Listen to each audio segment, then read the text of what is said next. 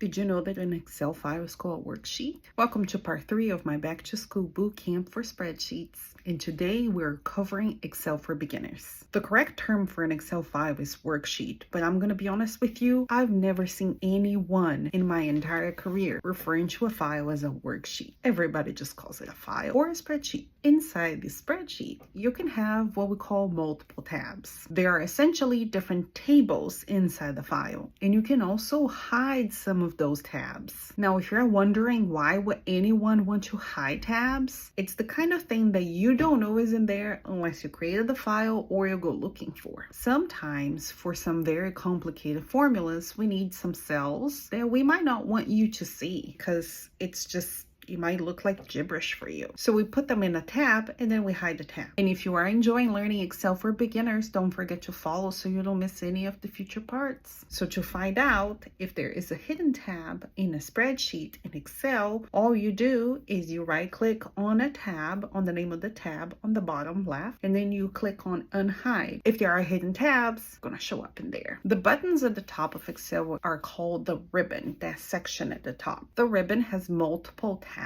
and each tab has multiple sections. Your ribbon might look a little different than the one that I have on the screen here. This one is Mac on a downloaded software, and I have dark mode enabled. They all look very similar. It's not like the icons are going to be completely different. And there are some tabs in the ribbon that are hidden by default in the downloaded software. For example, the developer tab. It's something you were seeing on my ribbon here because I enabled it. The things that I do with the developer tab are going to be covered on the advanced skills portion of the bootcamp.